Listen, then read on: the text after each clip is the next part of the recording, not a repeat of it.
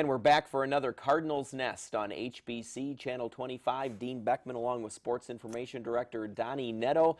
And we've been off for a couple of weeks here, and so we have plenty to catch up on in the St. Mary's University athletics world. And Donny, a little bit later on the program, in our interview segment, we'll hear from the #1 singles player in women's tennis at St. Mary's, Bailey Edwards, along with her head coach, Jeff Halberg. Bailey has been setting all kinds of records. She's a junior now, but really she's been setting them since she stepped foot on campus. Yeah, it's pretty amazing. I know if you, the minute you mentioned Bailey Edwards to Coach Halberg, there's a big smile that comes on his face because she has been absolutely outstanding for the women's tennis team. And, you know, you start talking about the career record holder and wins in a season, wins in a career, you know, doubles wins in a career, and yet, like you said, she's only a junior. So, you know, Jeff's got a whole nother year of her outstanding performance, and hopefully, you know, we'll be talking in a couple weeks about an all-conference performance, and, you know, who knows from there, but, you know, a great individual, and really looking forward to having her on the team, and I know you've got a special question to ask her from assistant coach Dave Sokolowski. That's right. It's good to have some inside information, and we'll ask Bailey about that later on. But first, let's recap the past couple of weeks in St. Mary's athletics. And Donnie, will begin with softball action because the softball team has finally gotten going with conference play now. And in late March, they opened up against St. Thomas. Last year, able to split against the Tommies and almost got a first game win on the Cardinals' home field right at the end of March, but they let one kind of slip through their fingers there on 3 home runs that St. Thomas hit, and then St. Thomas took the nightcap. Since then, since that St. Thomas doubleheader loss, it's been kind of up and down, although a recent doubleheader victory over St. Olaf.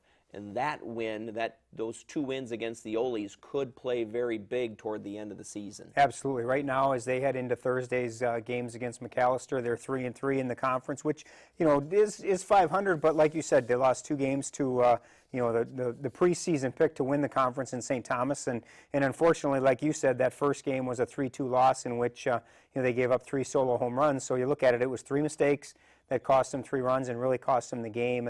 And then you look at the St. Benedict series that happened last Saturday, both 3-2 games, one a win and one a loss.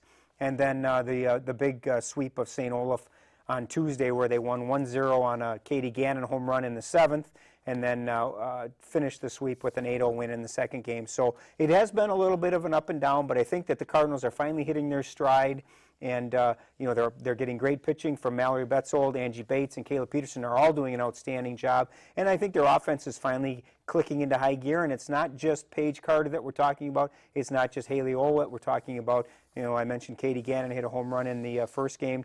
Actually, the game winner, the only run in that 1-0 win over St. Olaf. Then she belted a 3-run home run in the second game.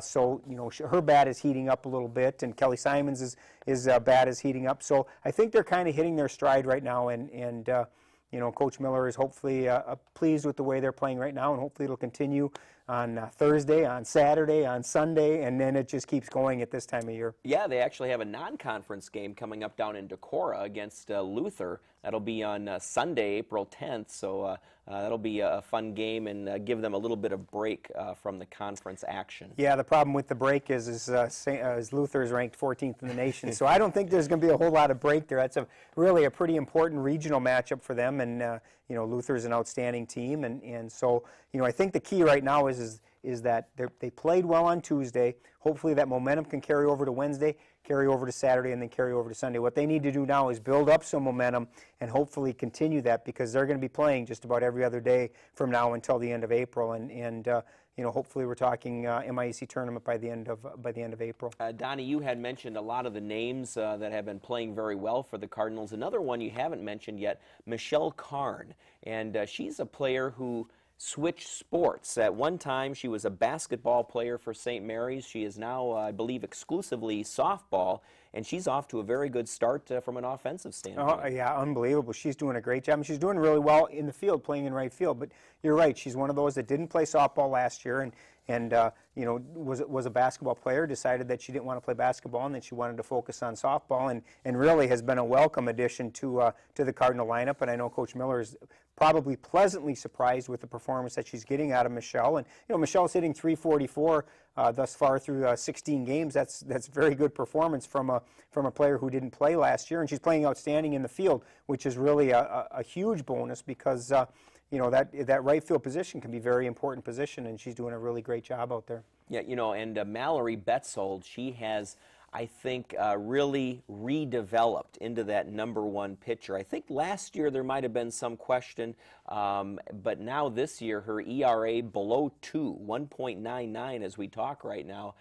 But also, another thing that's improved for Mallory this year, her hitting. She got off to a slow offensive start last year. Now she's hitting above .300, which is where they kind of expected her last year. Yeah, I think part of the advantage this year, and I know we've talked about this in the past, is they don't have to rely on Mallory to pitch 14 innings a game or a day. And you've got Angie Bates there, who started the second game against St. Olaf on Tuesday and threw a 3-hitter, and you've got Kayla Peterson. So you've got 2 other pitchers who are capable and talented pitchers that gives Mallory the chance to not only focus on her pitching and get that Game 1 pitching underway, and then she can also focus on her hitting as well. So I think that the fact that she doesn't have to pitch every single inning of every single game is a certain advantage, not only to Coach Miller, but also to Mallory in that she doesn't wear down, especially as we keep talking about how many games they have to play, basically every other day. It allows her to rest a little bit and not wear out her arm. And, right now you can see that is paying off. She's got a 1.99 ERA and she's hitting .326. So she's getting the best. Coach Miller's getting the best of both worlds from Mallory, and as a senior, that's great to see. Is to see her really pitch and play well her final season. Yeah, Mallory has worked really hard, so it's good to see that paying off her senior season. Donnie, in baseball action, at the end of March, St. Mary's played Viterbo. It was basically the season opener at home for the Cardinals, and a doubleheader split, but in that one against Viterbo, a very, very impressive Game 1 victory where they ended up winning by the score of 8-3. Yeah, and a very impressive performance all the way around. And right now the baseball team is really in the same boat as the tennis team in that they're kind of up and down, and Coach Winicke's looking for a little bit of calmness there and a little bit of stability, and hopefully as we get into the conference season here, he'll see some more of that. But they're playing very well. They're getting some solid performances offensively, and the pitching is starting to come along. I know that if you talk to Coach Winicke right now, that is the key for them. Is they've got to get their pitching down a little bit, and as we talk about their offense picking up, their last 2 games against St. Olaf were not exactly offensive gems for them. They lost 7-0 and 10-1 against the Olies. A very, very good St. Olaf team, nationally ranked, and with one of the top pitchers in the not only the MIAC but probably in the Midwest region. And Ben Hughes, at the game on Saturday, there were probably 8 to 10 scouts there with their jugs guns looking at him. So he's obviously one that the professional baseball is interested in. And unfortunately, we had to run into them that first game, and Ben threw a 3-hitter against us. So we're back in action this weekend. So hopefully things will pan out and we'll start to see some victories. Well, offensively, Vince Lulick, who I had a chance to meet, very nice young man. He has really played well, and we've talked about him on this show before, but he's batting over .400, and these aren't the kind of hits that I get in slow pitch softball. These aren't cheap hits. This guy connects. I mean, Absolutely. You hear the crack of the ping of the bat. They play with aluminum bats, but he does not get cheated up Absolutely. There. And he had, in his first 12 games that he played, he had a hit in every one of them. And so to start the season with a 12-game hitting streak, which actually was a 15-gamer if you include the last 3 games of last year, unfortunately against St. Olaf, that streak was snapped. And Kurt Swanson, Kurt had a great year last year. He was the offensive leader of the team last year, and he's really picked up right where he left off last year, and is having an outstanding spring. And those two are kind of like your, they're like the starting pin for the Cardinals, and hopefully that'll continue, and hopefully some of the other players, Andrew Warren is starting to heat up a little bit, and people like that are going to need to fill in some spots. Cody Fenning's doing a great job. Luke Larson's doing a very good job. Chris Bogey's the one that really is playing very well, and he's one of those that we haven't seen a lot of players in the past several years that's not only an outfielder but also a pitcher and hits while he pitches. And I think that's for Chris, that's something that is kind of paying off. As we talked about Mallory, I think the fact that Chris pitching and hitting at the same time is keeping him focused on the game, and he's doing a really nice job. Yeah, you mentioned Andrew Warren. Even though he is struggling at the plate a little bit, hitting .242, they're timely hits that he's getting, second on the team in RBIs with 13. So at least he's coming through in some clutch situations. Absolutely, and you look at the big thing with Andrew too, not only offensively but defensively. When Jake Lechner got hurt, when he separated his shoulder, Andrew moved from left field to center field, so he's really playing out of position, so to speak, in center field. And then Vince, who was really the starting third baseman, is now playing left field. So I think that the Cardinals are showing some of their versatility in that they can play different positions. And really, in Vince and Andrew's case, they're doing an outstanding job. I know that moving from left field to center is not easy for Andrew, and he's really doing an outstanding job out there. And you're right, his offense, from an average standpoint, maybe isn't as good as he'd like it, but he certainly is coming up with some big hits at times that they really need him. The track and field outdoor season has started, and started in Wartburg, Iowa last weekend. And already, Donnie, one man, one woman from the St. Mary's track and field team has provisionally qualified for the NCAA Division III Outdoor Championships. Yeah, the one man we've talked about every week we've been on the air, Andrew Brigham.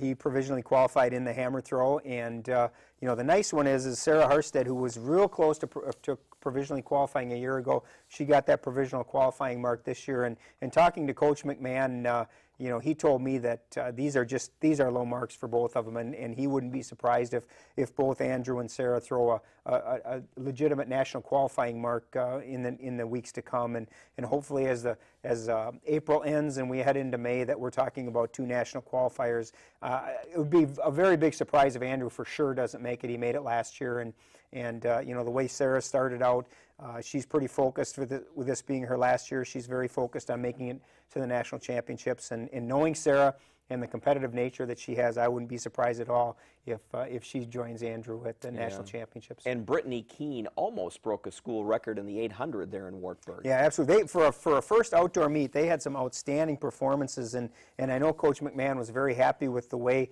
they competed. Now the full team, they sent about 10 to 12 people down to Wartburg. The full team will compete this weekend at the Norris Relays. So this weekend will be really the first telltale sign for Coach McMahon in terms of his entire lineup and what they have. So I know he's excited to see what they've got, and it's nice that they're competing outside rather than still working inside. Yeah. Donnie, just 30 seconds left here before we bring in Bailey Edwards and Jeff Halberg from the tennis teams.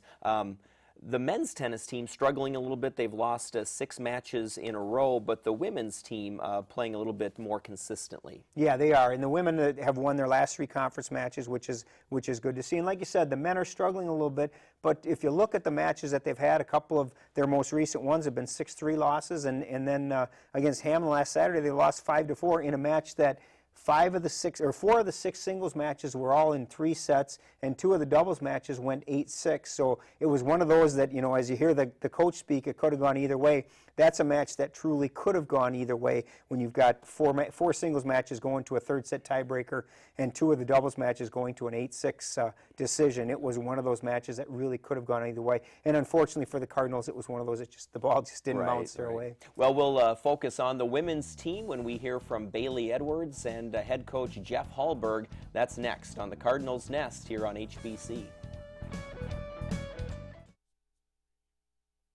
Hey, I'm Buddha, inviting you to join me for a brand new show here on HBC TV 25 called Real Attractions. We'll show you trailers from the latest movies to hit theaters and also what's being released on DVD that week. Plus, you have a chance to win free movies by registering at my.hbci.com/real-attractions. But you gotta watch to win. So check out Real Attractions here on HBC TV 25, hosted by yours truly, which is why we didn't call it Real Attractive.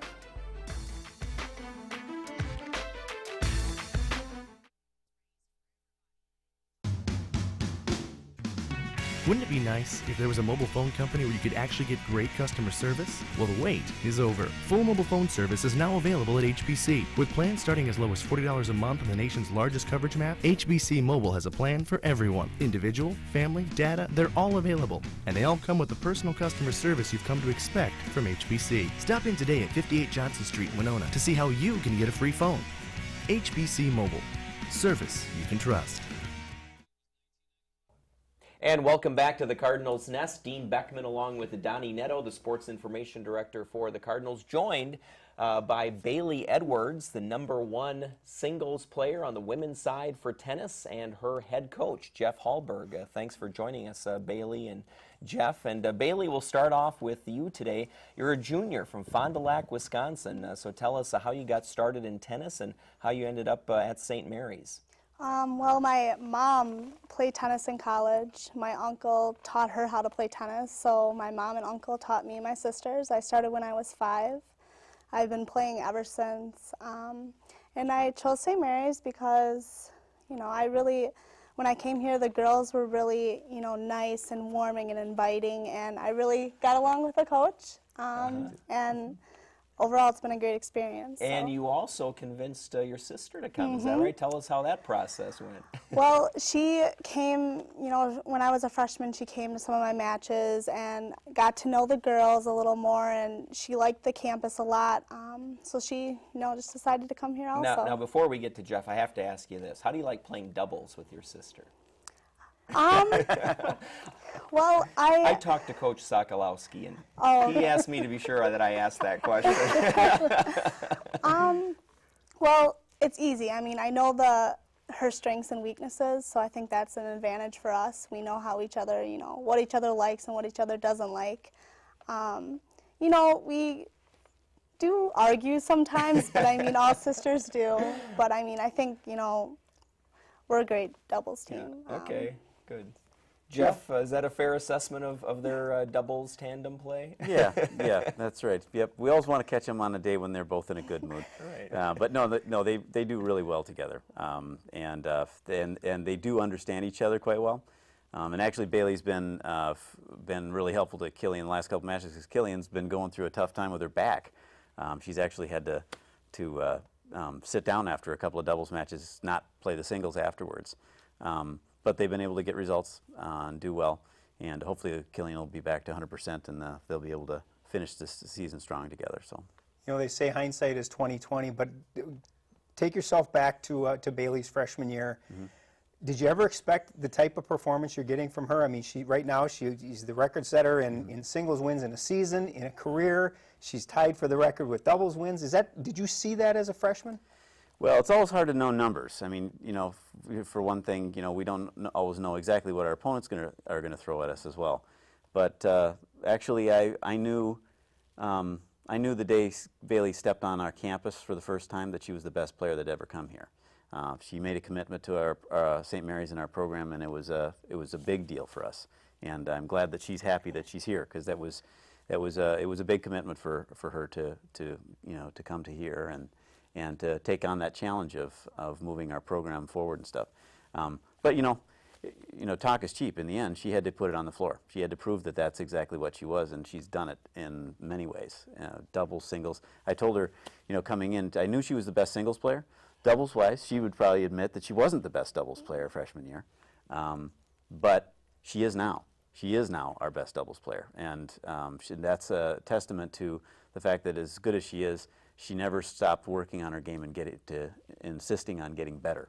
She has a great desire to perform at a high level and to reach the goals that she set for herself. So she's a great team leader too. So we're lucky in a lot of ways.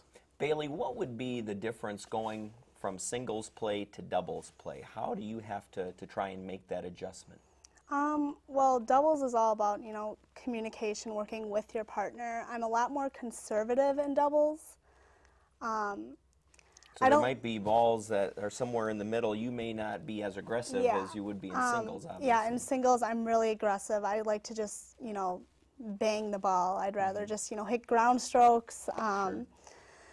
I think like my volley game improved a lot since freshman year, but I'm still not as comfortable at the net as I think Killian is. But yeah, doubles is a lot different than singles. Okay. So. Do you find a lot of pressure on you being the #1 singles player? I mean, obviously you're going to face everybody's best player. Do you feel pressure when you step on the court? Yeah. Yeah, I feel, you know, pressure. You know, I want to do well for the team and, you know, for myself, because every win I get is, you know, adds a point to our team win. So, you know, I always want to make sure I just try my best to get that win for the team. So. Jeff, let's talk a little coaching strategy, because obviously tennis is one of those that there's only certain times that you can go talk to the players. Some players probably don't want you to talk to them. How do you approach your job during a match, because obviously it's different when you're in practice, but talk about how you approach your job in matches. Well, you know, when you have anywhere from 3 to 6 matches going on at once, it's hard to always serve everybody's needs exactly, because one of the things about tennis is that it's often about patterns. It's about patterns of play, about finding weaknesses in opponents and things like that. When I can't watch a player on a consistent, you know, for a consistent period of time, I can't always see the patterns. So it's very important that the players are paying attention to those things so that we can work together to find solutions. You know, in the case of Bailey, for instance, honestly, her game is such a powerful game that she is dependent on her footwork more than anything for her best game to come, and she knows it. She has to really push herself to get her feet in position, because then she can hit the stroke the way she wants to. And when she does that, frankly, she's one of the most feared players in our conference, in our region. But that's, you know, but at the same time, she's like anyone else. She has to pay attention to her opponent's strengths and weaknesses too. You know, if she's looking for short balls, that's what she wants, because she's got a hammer forehand and that she would love to just put away as much as possible. She's going to go, okay, what do I have to attack in order to force those short balls out of my opponent that are going to give me the chances to step up and be decisive. That's the kind of thing she has to pay attention to. You know, doubles-wise, it's more of a communications thing. Doubles is a shot-making game, which works to some degree to Bailey's favor because she hits the ball so hard. It's not a war of attrition where you're trying to build points and create openings. You're trying to basically force yourself on your opponents and try and dominate. But of course, one of the things about doubles is you need to get up to the net. You can't play from the baseline all the time. Bailey would prefer to do that if she could, but instead she has to work on attacking shots and going forward. And that's why one of the big keys for her was to improve her volleys so that she was more confident as a doubles player, which she is now. Jeff, overall, how has the women's season gone so far, at least based off of your initial expectations and where they're at? Honestly, I'm really pleased with how things have gone. We had a few adjustments that happened in the team kind of early in the season. The players just took it and ran with it. And we've had some people step into the team that we, at the start of the season, weren't sure they'd be getting a lot of minutes. And they ended up being spectacular. They've done a great job. You know, Deanne Weber. I mean, last year, she was just really learning how to get to this level, but she has come by leaps and bounds and has really had a great season. It seems like Andrea Hollis too has picked things up over the years. So absolutely, Andrea is one of those players we can just rely on. She always puts. We've joked with her before that we call her a gamer, because every time she goes onto the court for us in a match that matters, she puts everything out into it. I mean, I think of the match, gosh, as recently she had a match where I literally walked on the court. She won the match in a third set breaker, and when I walked out on the court, I could tell she was barely able to stand. She was so exhausted at the end of it, but that's what she gives to us. She will give everything for the team. And then, Jeff, the men, they're on a 6-game slide right now, but 2 of those were 6-3 decisions and 1 5-4. And so they're right there. Yeah. It's just a matter of getting over that hump. Absolutely. Yeah. So. It's been very close, and yeah. So I've got no complaints. Even when we've taken losses, we've always really put a great effort into everything, and so it's been a really pleasant season in a lot of ways because of that. Because I think we've really exceeded some expectations. So. Sure. Bailey, talk a little bit. You know, Jeff had mentioned that you're a big leader on this team as a junior. You still have your senior year yet to go. What do you see as your role as the leader of this team? Well, I think you know, as a leader, I need to be there for the girls, be at practice, like lead drills, help them. Like I always, when I see a girl on the team like doing something that I think she can do better, like I tell them. I think I get along really well with all the girls, so I think that, just being there for them, helping them out, It sounds a lot, Jeff, like leading by example, and I think in a sport like tennis, that's really the main thing you need from your #1 singles player. Yeah, and Bailey does a great job of that. She's obviously the example part she does every day she steps on a tennis court, but she's also just got a great knack for just communicating and making things fun for the gals. So we have one thing we do a lot at the end of practice. There's a favorite game of the team. It's the game that never dies. Play a game called Money, and we've played it a million times. They never get tired of it.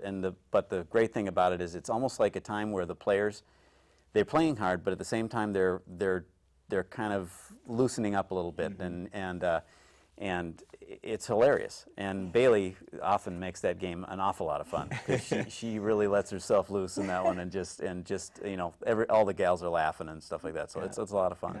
Bailey, last question for you. All conference record holder in wins. What's left for you? What do you need to do to keep yourself motivated for really another year and the half of this year? Well, I just want to, you know, my senior year in the fall, I want to go farther in the ITAs, hopefully make it to the finals, maybe even win it. I also, you know, just want to keep winning matches, keep breaking the record I have. So. All right. Well, it sounds like she's putting in the work, and the results have certainly proven that. So, Bailey Edwards, Jeff Halberg, thanks for joining us today here on the Cardinals Nest. Thank you. All right. Stay tuned. Donnie and I will be back to wrap things up right after this here on HBC.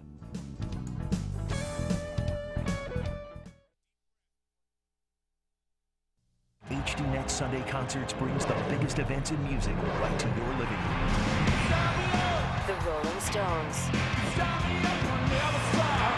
Jack Johnson. Sometimes time doesn't heal. Paul McCartney. HD Net Sunday Concerts. Live life loud.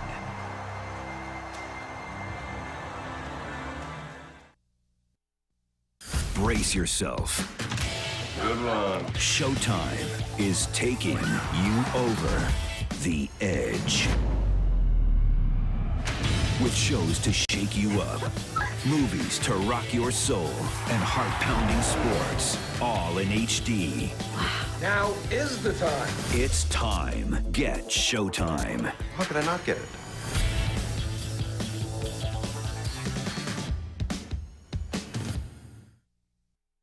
Back to wrap things up here on the Cardinals Nest, and as the weather heats up now a little bit as we head into the weekend, so does the Jazz at St. Mary's University, as the featured soloist at a concert on Friday, April 15th, will be Yamaha clinician, composer, arranger, and trombonist Dean Sorensen. He's the Associate Professor and Director of Jazz Studies at the University of Minnesota. He'll perform several of his own compositions and also arrangements with the St. Mary's Jazz Ensemble and Jazz Combo 1. You can see ticket information there on the screen. And Donnelly, finally, our outstanding seniors that were named last Tuesday at Founders Day. Hillary Ethan for the women and Sean Ohl for the men, both with some sports backgrounds. Hillary Ethan has played tennis and Sean has played baseball at St. Mary's. Kind of a nice honor for both of them, and I was at Founders Day, and you know it's real special when they announced that you know who won that, and I was very happy for both of them. I happened to meet Sean when his sophomore year. He was an RA in Benilde Hall, so I got to meet him, and what a great kid. And Hillary's really had a good tennis career, and Hillary, congratulations. Your parents actually are classmates of mine, 1985 at St. Mary's, so congratulations to you and to them as well. All right, that's going to do it for the Cardinals Nest. Thanks for watching here on HBC Channel 25. Tune in again next week for another Cardinals Nest right here.